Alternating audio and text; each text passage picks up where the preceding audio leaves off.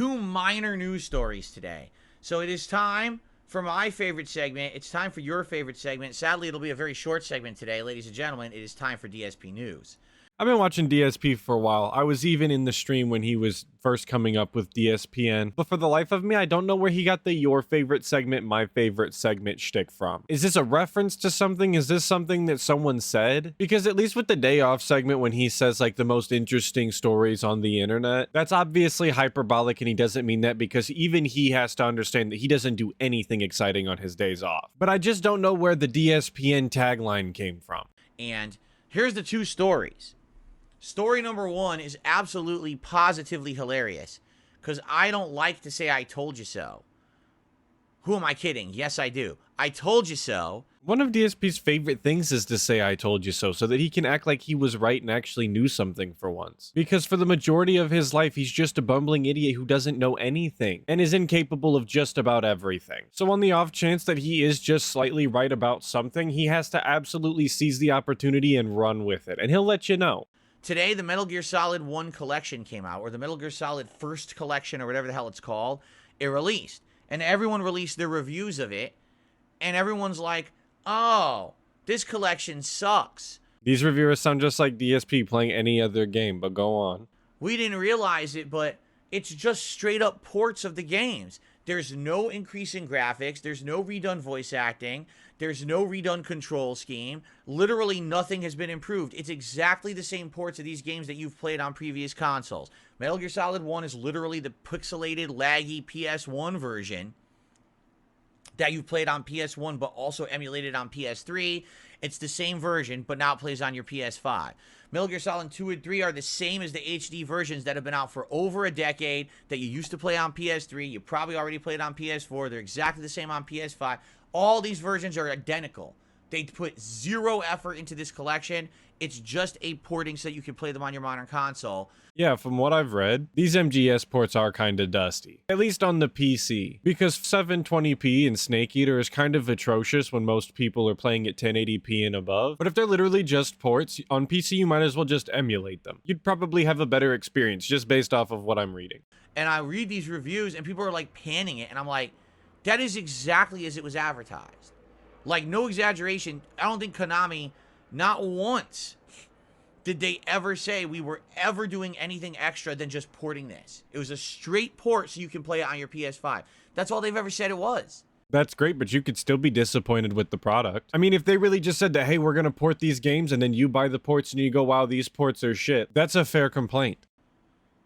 And I get that people maybe were looking for more, but why are you then like slamming it and saying things, oh, it's negative? I mean, they said that's what it was. So if you felt all along that that's not what you wanted, why did you go into it having an expectation that it would be something better? Again, people are allowed to complain. If Konami said that they were going to sell bad ports and then they did sell bad ports and people go, well, these ports are bad and we would have liked a remaster or at least a better port, I think that's fair. But people are reporting that buttons are unbinding themselves after they get changed in the settings. And there's also a lack of display settings, so people can't even play them at resolutions that are native to their monitors. It's pretty much unacceptable to not have any display options for a PC port. And I'm hearing that the mouse and keyboard controls are also terrible, which has nothing to do with it being a port and everything to do with a lack of care and attention to the game. For a month straight, people have been coming on this podcast and asking me, Phil, are you going to play Metal Gear Solid 1? They've been coming on to my streams of gameplay and asking me, Phil, are you going to play the Metal Gear Solid Collection? And I answer them the same way every time. No, it's the same games we've already played. There's nothing improved, so why am I in a rush? Well, DSP, I would imagine that if you actually like the games, that you would be willing to replay them for your audience who is asking if you're going to play them. Especially MGS, which is one of those series that you have a very long history with in your 15-year YouTube legacy. And I'm not even talking about the This Is How You Don't plays. I mean that you actually have playthroughs that people remember of MGS. It's one of the few series that people can actually associate you with. It's like MGS and Heavy Rain pretty much is the only two that come to the top of my head. So I'm not surprised that people were asking if you were going to play it. The one incentive I have to get this collection is that I no longer have access to Metal Gear Solid 1 because that I played emulated on my PS3 and my PS3 doesn't work anymore. So the one incentive I would have is I want to play MGS1 again someday.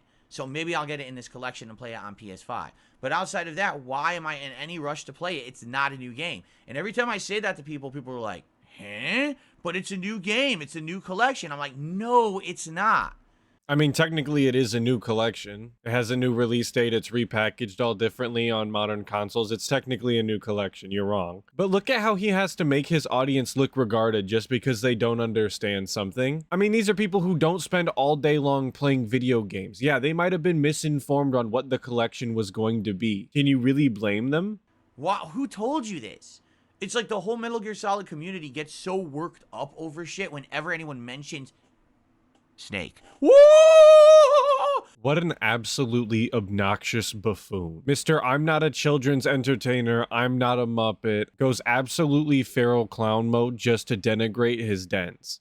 No, it's not a new game. It's a shameless cash-in. They said as much. It was never advertised otherwise. Yeah, DSP, I'm sure they advertised it exactly like that. Right there on the cover in big, bold letters, it just said, "Shameless Cash-In by Konami. A Hideo Kojima game." Obviously. Of course, I'm being sarcastic. The game was not advertised exactly like that. So again, I'm not surprised that normal people thought maybe it was going to be just more than ports. But like I said earlier, the one time the DSP uses his second grade reading comprehension to actually understand something for once, he's going to rub it all in your face because you're not as informed as him. So why people freak out about that, I just don't understand. It actually drives me nuts when you get people absolutely freaking out over shit like that. You know what I mean? Heaven forbid that people get to play a game series that they actually have passion for and enjoy. Sorry, DSP, not everybody is as miserable playing video games as you are. Look at this. More really stupid sock accounts, which I'm just going to get rid of right now. Okay, cool. I saw the other night during Mario that he actually cut the part just so he could ban a bunch of sock accounts. And he actually pointed out that he was cutting the part specifically to ban the sock accounts so that the YouTube viewers didn't have to see it during the playthrough. But what about your YouTube podcast viewers, DSP? What are they supposed to do when they're here to get their news and instead they get to watch you ban sock accounts? Do you think that makes for a better podcast / pre-stream? Why is it okay for the podcast viewers and not for the gameplay viewers? I'm just looking for a little bit of consistency from the guy. So yeah, I hate to say it, but if you are disappointed by this collection, I have to say shame on you. I mean, shame on Konami for just doing the port, but when they said they were doing it, they said the reason they were doing it was posterity purposes. We want people to be able to play the classic Metal Gears on a modern console. Right now, there was really no way to play them all on PS5. Fair enough, this allows you now to play them all on PS5. Now, if you think the collection's overpriced, that's your own subjective judgment. But I mean, that's why I never talked about it. You know what I'm saying? I don't understand how people are freaking out, and even the reviewers are like review bombing it. Dude, it said what it was. Why do people go into things with such unreasonable expectations? I have no idea. Anyway. Crazy to me that the guy who expects unlimited money from his dents every single day has the audacity to tell other people that their expectations are ridiculous. Because you shouldn't expect a company to give you a good product, but you should expect people to give you free money. That being said, if you're looking for a way to play those games on a modern console, this is how you do it. If not, you know, this is why everyone says, I can't believe you're skipping the Metal Gear Solid collection. You can't believe I'm skipping the games I've played twice already? Why? Instead of new games that are coming out right now that I'm dying to play? Well, gee, what a weird decision I made, right? Yeah, he's just dying to play these new games. That's why he uses every single excuse to not play as much of them as possible. Useless Q&As, getting up 1,000 times to open and close the blinds, the 20-minute bathroom break. But he's just so excited and dying to play the new games. And this is going to be a bit of a double feature because this was a shorter clip. So now we're going to go look at DSP hoarding free codes that he was giving so that he can maximize the amount of support that he gets on his Halloween stream. Oh, seriously? Here's another one. So, guys, the other day, someone gave me a code to give out on stream. And they said this was a pre-order bonus code. If you had pre-ordered it, this is pre-order content. Someone else, it's Adam, has tipped $1 and says, I also have a code for the pre-order bonus content for Spider-Man 2, and I don't need it. I'd like to give it away. So if you have Spider-Man 2, but you didn't pre-order it, you can add on some outfits and stuff with this code, okay? So here's the code. Thank you, Adam, for the tip, and thanks for sharing. The code is as follows. 4, like the number 4, PAN N72J 3RKJ.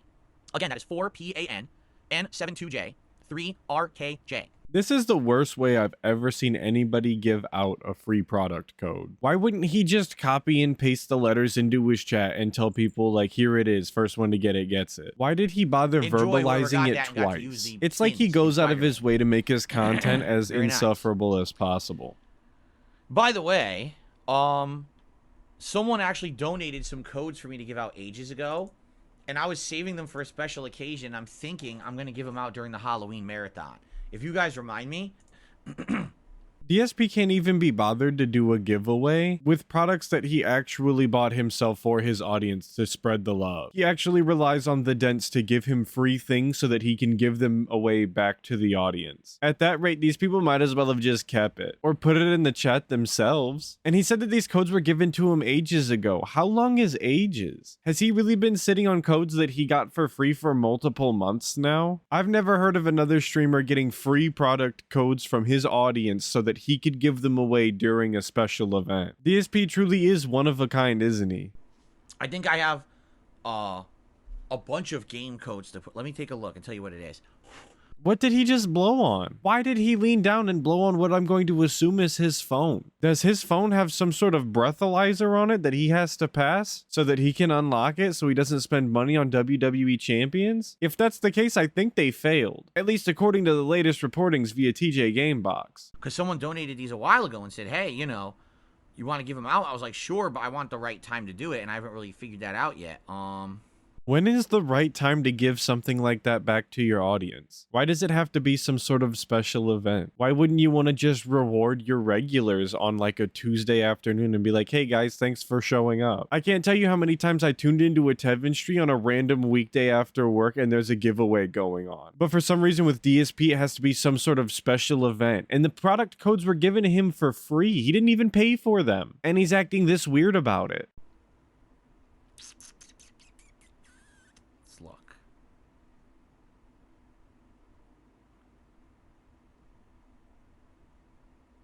This is that quality, curated, meaningful content that he's always talking about. Extended periods of dead air while he looks at his phone. I gave him shit the other day because he was so concerned about his on-demand viewers and the experience they were having, and they don't want to hear him interact with unrelated things with the chat. But these on-demand podcast viewers are going to get an extended period of him just looking down at his phone and saying absolutely nothing. At least during the gameplay, he was talking about something. This is actually nothing.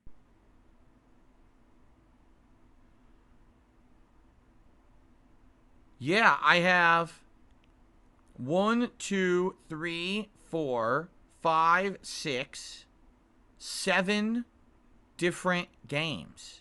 I'm glad that he could count them out for us. It's nice to know that not everything is rotted away in that gin brain of his. But that's just another example of something that he didn't have to do and just wasted our time. He could have just counted them and told us the number at the end. Why did he bother counting live? Just insufferable. 7 different games to give out. I think I will give these out during the Halloween marathon if you guys, again, remember to remind me. And he's been sitting on these games for an extended period of time, but it's up to his audience to remind him that he has free codes to give away to them. How are you not even going to be able to remember that you are supposed to do a giveaway on your own stream? Again, to give back to your audience. You know, the people that pay his bills, his 2 big bills, the internet bill and the electricity bill.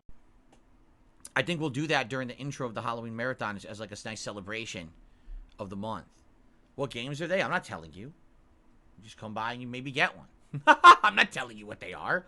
But if you told them what games they were, DSP, they might be incentivized to come back if they really wanted those games. By not giving away what games they are, people are just going to assume that they're going to be nothing games. Games that nobody wants or cares about, so it's just going to be a waste of their time and not incentivize them to come back at all. How did you not understand that giving away the name of the games would be a benefit to you? I mean, I didn't even hear you say what platform they were on. You actually gave zero information and just expected people to come back on your Halloween stream. And that's if they even remind you to do it, because you can't even be bothered to remember. Come on, we'll just spoil the surprise, right?